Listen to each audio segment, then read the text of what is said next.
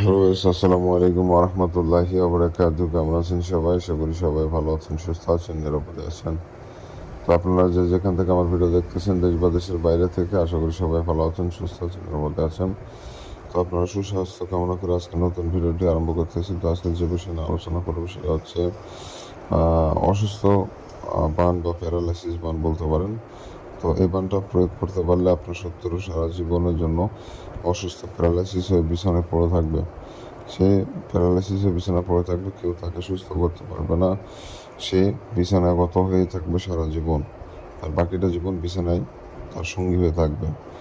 তো অনেকে আছেন যারা প্রাণে মারতে চান না শত্রুকে, তাকে শাস্তি দিতে চান। তো যদি শাস্তি দিতে চান তাহলে আজকের এই ভিডিওটি আপনার জন্য। এই ভিডিওর মাধ্যমে আপনি আপনার শত্রুকে বিছানায় ফেলে রাখতে পারবেন প্যারালাইসিসের মাধ্যমে। তো অনেক ভাই ও বোন বন্ধুরা আছেন যারা শত্রু জ্বালা অতিষ্ঠ হয়ে গেছেন, এখন মানে দেওয়ালে পিঠ থেকে গেছে, করার কিছু নেই, টাকা পয়সা ক্ষমতা কোনো দিক দিয়ে তার সাথে পেরে উঠতে পারছেন না। তো বান মারা ছাড়া আর কোনো উপায় থাকে না, তারা এই বানটা প্রয়োগ করে দেখতে পারবেন। শত্রু অনেকভাবে হতে পারে, টাকা পয়সা নিয়ে ঝামেলা, জায়গা জমি নিয়ে ঝামেলা, সম্পর্ক নিয়ে ঝামেলা, বিভিন্ন কারণে কিন্তু শত্রুতা তৈরি হয়ে যায়। বন্ধু তৈরি হতে অনেক সময় লাগে, তবে শত্রু তৈরি হতে 2 মিনিটের বেশি সময় লাগে না। তো এইসব শত্রু যখন প্রাণঘাতী হয়ে যায়, তখন এগুলো বান মারা ছাড়া কোনো উপায় থাকে না।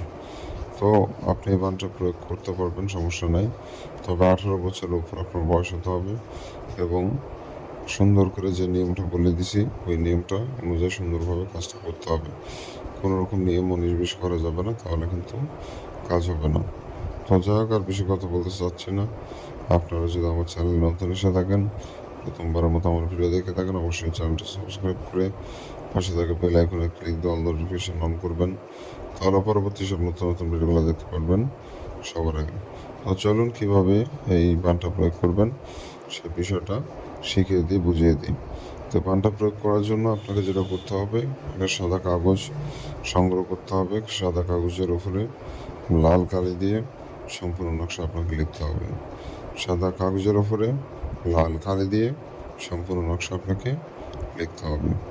এখানে কালো কালি বা নীল কালি ব্যবহার করলে হবে না, লাল কালি ব্যবহার করতে হবে অথবা জাফরান কালি, যে কোনো একটা ব্যবহার করে আপনাকে নকশা অঙ্কন করতে হবে। আর বন্ধুগণ, যে কাগজের উপর নকশা লিখবেন, কাগজটা যেন পাক পবিত্র হয়, কোনো রকম নোংরা আবর্জনা যেন কাগজে না ভরে থাকে, এই বিষয়টা লক্ষ্য রাখবেন। অবশ্যই কাগজটা পাক পবিত্র হতে হবে, কোনো রকম নোংরা আবর্জনা যেন কাগজে না ভরে থাকে, এই বিষয়টা অবশ্যই লক্ষ্য রাখবেন। তো নকশাটা আপনাকে 5 থেকে 7 মিনিট এর মধ্যে লিখে ফেলতে হবে, আর বেশি সময় লাগানো যাবে না। নকশা দ্রুত লেখার চেষ্টা করবেন, যত দ্রুত লিখবেন নকশার ক্ষমতা, পাওয়ার তত বৃদ্ধি পাবে। যত দ্রুত লিখবেন তত বৃদ্ধি পাবে, আর যত লেটে লিখবেন নকশার ক্ষমতা কমে যাবে। তো বিষয়টা মাথায় রেখে আপনারা মূলত কাজটা সম্পন্ন করবেন। তো ভিউয়ার্স, এই নকশাটা আপনারা শুক্রবার শনিবারে দুই দিনে যে কোনো একদিনে লিখতে পারবেন। শুক্রবার এবং শনিবার এই 2 দিনে যে কোনো একদিনে লিখতে পারবেন। এই 2 দিনের বাইরে অন্য কোনো দিনে লিখলে নকশা কাজ করবে না, বিষয়টা মাথায় রাখবেন। এই 2 দিনে যে কোনো একদিনে নকশা দিয়ে কাজ করতে হবে আপনাকে। তো ভিউয়ার্স, যখন আপনারা কাজ করবেন, কারোর সাথে কোনো রকম কথাবার্তা বলবেন না।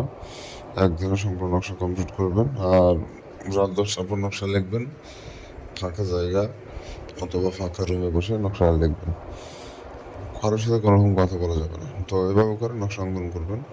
নকশা লেখা হয়ে গেলে নকশার নিচে নাম দিতে হবে। প্রথমে শত্রুর নাম, তার নিচে তার পিতার নাম দিবেন। প্রথমে শত্রুর নাম, তার নিচে তার পিতার নাম, অথবা নকশার বিপরীত সাইডে নাম দুগুলো দিতে পারেন। আপনি যেখানেই দেন নকশার নিচে অথবা বিপরীত সাইডে যে কোনো এক জায়গায় দিয়ে দেবেন। নাম বাংলাতে আরবিতে যে ভাষায় ভালো পারেন দেন, সমস্যা হবে না। তে নকশা কমপ্লিট হয়ে গেলে নকশাটা আপনি জাগ্রত করে নেবেন। নকশা জাগ্রত করার একটা মন্ত্র আছে, এই নকশা মন্ত্রের মাধ্যমে জাগ্রত করতে হয়। নকশা মন্ত্রটি একবার পরে নকশার উপর ফু দিলে নকশা জাগ্রত অথবা প্রাণ প্রতিষ্ঠা হয়ে যাবে। তো অনেকে নতুনেরা মানে নকশা জাগ্রত ছাড়াই কাজ করেন, প্রাণ প্রতিষ্ঠা ছাড়াই কাজ করেন। তো এই প্রাণ প্রতিষ্ঠা না করলে বা জাগ্রত না করলে নকশা কাজ করে না। এটা মনে করেন হাজার হাজার মানুষ কাজ করেছেন কিন্তু সফল হতে পারে না।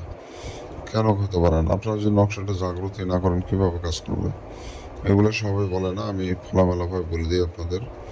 তো নকশা কীভাবে জাগ্রত করবেন, ইউটিউবে সার্চ দিবেন কীভাবে নকশা জাগ্রত বা প্রাণ প্রতিষ্ঠা করতে হয়।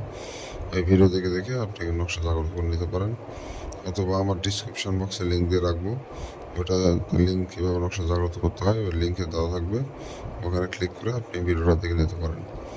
তো জাগ্রত করা হয়ে গেলে নকশাটা আগুনে পোড়ায় ফেলবেন, আর কিছু করতে হবে না। নকশাটা সাথে সাথে আগুনে পোড়ায় ফেলবেন। তো এটুকুই মূলত কাজ আপনার। আর 2 থেকে 3 দিনের মধ্যে রেজাল্ট পেয়ে যাবেন। 2 থেকে 3 দিনের মধ্যে 70 প্যারালাইসিসটা হয়ে যাবে। তো এই বিষয়টা মাথায় রেখে সম্পূর্ণ নকশা দিয়ে কাজ করবেন। কোনো রকম ভুলভ্রান্তি করবেন না, ভুলভ্রান্তি করলে কিন্তু আপনার নিজের ক্ষতি হয়ে যাবে। যারা অনুমতি নেবেন চ্যানেল সাবস্ক্রাইব করবেন, কমেন্টে নাম লিখবেন, অনুমতি পেয়ে যাবেন। এই 2টা কাজ না হলেও অনুমতি আমি কাউকে দিই না। আর যারা আমার সাথে যোগাযোগ করবেন স্ক্রিনে দেওয়া নম্বরে ইমো অথবা হোয়াটসঅ্যাপ এসে যোগাযোগ করবেন, সমস্যার সমাধান করে দেওয়ার চেষ্টা করবেন ইনশাআল্লাহ। ভালো থাকেন, সুস্থ থাকেন, দেখা হচ্ছে পরবর্তী কোনো এক নতুন ভিডিওতে। আল্লাহ হাফেজ।